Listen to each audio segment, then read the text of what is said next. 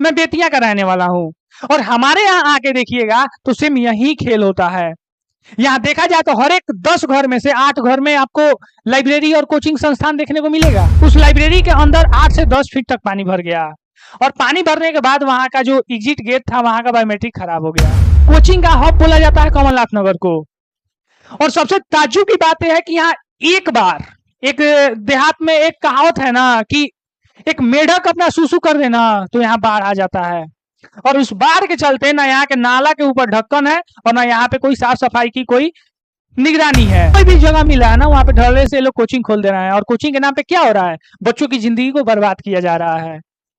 पढ़ाई के नाम पे कुछ दिया नहीं जा रहा है और फी के नाम पे जितना मन करे उतना ले लिया जा रहा है।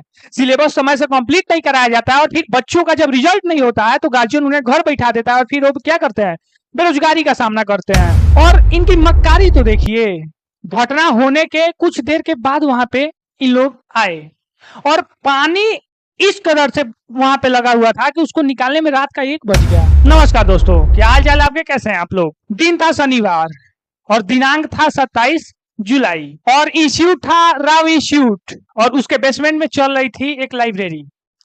और संजोग देखिए कि उस दिन वीकेंड था और वीकेंड होने के बावजूद भी बच्चे लाइब्रेरी में आए थे।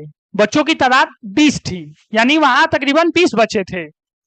और सबसे ताज्जुब की बात यह है कि लाइब्रेरी होने के बावजूद उसको बेसमेंट में चलाया गया था और लाइब्रेरी के जस्ट बगल से सड़क गुजरा हुआ था जिसपे कम से कम 3 फीट पानी थी। और लाइब्रेरी चलने के क्रम में हुआ ऐसे कि एक एक्सयूवी गाड़ी वहां से गुजरती है और एक्सयूवी गाड़ी गुजरने के बाद पानी का प्रेशर पड़ता है और वो पानी वहां से उछल के सीधे जाके लाइब्रेरी के बेसमेंट वाले गेट पे लड़ती है।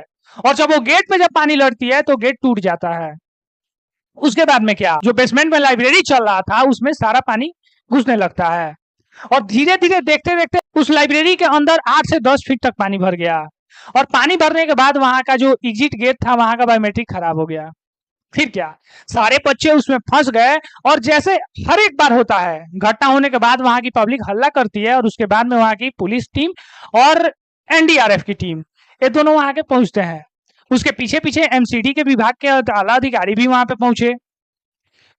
सबसे हैरानी की बात यह है कि अवैध तरीके से वहां पे लाइब्रेरी चलाया जा रहा था क्योंकि वो बेसमेंट बेसिकली गोदाम के लिए बनाया गया था। और अवैध तरीके से चलाने के बावजूद भी वहां एमसीडी के कोई आला अधिकारियों का ध्यान नहीं गया या उसके ऊपर कोई कार्रवाई नहीं हुई।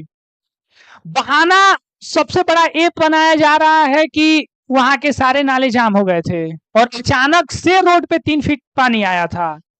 तो सोचने वाली बात यह है कि क्या एक छींक मारने से 3 फीट पानी आ सकती है या अचानक से 2 सेकंड में आसमान फट गया और वहां पे आके 3 फीट पानी लग गया। सच्चाई कुछ और है दोस्तों। और इस मैटर में केवल राय आईएएस वाले ही दोषी नहीं है। अगर हम अपनी दलील दें आपको तो इसके साथ वहां के सरकार दोषी है और एमसीडी का जो भी कमान है सब आपके हाथों में है। वहां की मेयर जो है वो भी आपकी है। उस जो ओल्ड राजेंद्र नगर के जो एमएलए हैं वो भी आप पार्टी के ही हैं, यानी आम आदमी पार्टी के हैं। और इनकी मक्कारी तो देखिए, घटना होने के कुछ देर के बाद वहां पे इन लोग आए और पानी इस कदर से वहां पे लगा हुआ था कि उसको निकालने में रात का 1 बज गया। उसमें हमारी यूपी की भी एक लड़की थी जिसका मदर डेयरी में जॉब हुआ था, लेकिन आईएएस बनने का जुनून इस कदर उसके ऊपर था कि उसके माता पिता ने कर्ज लेके और आईएएस की तैयारी करने के लिए उसको दिल्ली पुराने राजेंद्र नगर में भेजा था। उसके बाद में क्या, उस घटना में 3 बच्चों की जान गई है। पुलिस अधिकारियों के हवाले से खबर मिली है, लेकिन कुछ बच्चों की समझे, जैसे हमारे स्क्रीन के पीछे एक लड़का दिख रहा है, इस बच्चे की भी वीडियो हम दिखा दे रहे हैं यहीं से।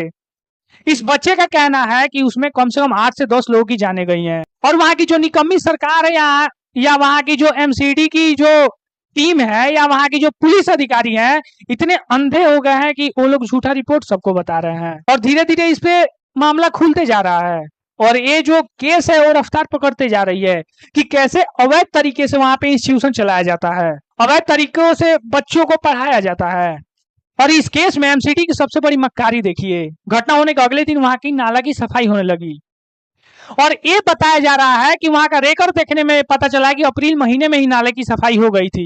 लेकिन जब नाले की सफाई हो गई थी तो फिर यहाँ पे पानी लगा कैसे, सोचने वाली बात है ना दोस्तों। इस केस में एक आदमी दोषी नहीं है, इसमें दोष वो इंस्टीट्यूट वाले का भी है दोष वहां की जो एमसीडी की टीम है उसकी भी है, और वहां के जो पुलिस प्रशासन है उसकी दोष है, और सबसे बड़ी गलती इसमें देखा जाए तो वहां की सरकार की है। और ये नाले वाले घोटाले एक जगह नहीं है, या ये एजुकेशन जो अवैध तरीके से चलाया जा रहा है ये केवल दिल्ली का नहीं है। मैं बेतिया का रहने वाला हूँ, और हमारे यहाँ आके देखिएगा तो सेम यही खेल होता है। यहाँ देखा जाए तो हर एक 10 घर में से 8 घर में आपको लाइब्रेरी और कोचिंग संस्थान देखने को मिलेगा। और ऐसा नहीं है कि सबके पास रजिस्ट्रेशन है, किसी के पास रजिस्ट्रेशन नहीं है, उसमें से ऐसे ही गिने चुने 1 या 2 ही ऐसे कोचिंग सेंटर है जिनके पास रजिस्ट्रेशन है। और यहाँ नाला का भी हाल वही है। यहाँ कोचिंग का हब बोला जाता है कमलनाथ नगर को। और सबसे ताज्जुब की बात यह है कि यहाँ एक बार एक देहात में एक कहावत है ना कि एक मेढक अपना सुसु कर देना तो यहाँ बाढ़ आ जाता है। और उस बाढ़ के चलते ना यहाँ के नाला के ऊपर ढक्कन है और ना यहाँ पे कोई साफ सफाई की कोई निगरानी है, जिसके चलते नाला और सड़क दोनों एक बराबर हो जाते हैं, और जो भी दूर दराज से लोग आते हैं या बच्चे आते हैं उस नाले में गिर जाते हैं और वो क्षतिग्रस्त हो जाते हैं। मैं यहाँ के सरकार से, जो यहाँ के आला अधिकारी हैं या कोचिंग इंस्टीट्यूट वाले हैं ना, मैं उनसे यही कहूंगा कि आप लोग अभी भी सतर्क हो जाइए, नहीं तो यहाँ के बच्चों का हाल कहीं दिल्ली वाला नहीं हो जाए। क्योंकि छोटा सा कोई भी जगह मिला है ना वहां पे ढलने से लोग कोचिंग खोल दे रहे हैं, और कोचिंग के नाम पे क्या हो रहा है, बच्चों की जिंदगी को बर्बाद किया जा रहा है। पढ़ाई के नाम पे कुछ दिया नहीं जा रहा है, और फी के नाम पे जितना मन करे उतना ले लिया जा रहा है। सिलेबस समय से कंप्लीट नहीं कराया जाता है, और फिर बच्चों का जब रिजल्ट नहीं होता है तो गार्जियन उन्हें घर बैठा देता है, और फिर वो क्या करते हैं, बेरोजगारी का सामना करते हैं। और इसमें मेन दोषी कौन होता है, कोचिंग संस्थान वाले होते हैं। यहाँ साफ सफाई देखा जाए या एजुकेशन देखा जाए कुछ बेटर नहीं है। तो मैं यही आप लोगों से अपील करूंगा कि जहां भी ऐसा संस्थान अवैध तरीके से चलाया जा रहा है ना, उसके ऊपर आप लोग लीगली एक्शन लीजिए। ताकि आपका इस पे क्या राय है हमें कमेंट सेक्शन में जरूर बताएं। फिर मैं मिलता हूं एक नए वीडियो के साथ, तब तक के लिए जय हिंद, जय श्री राम।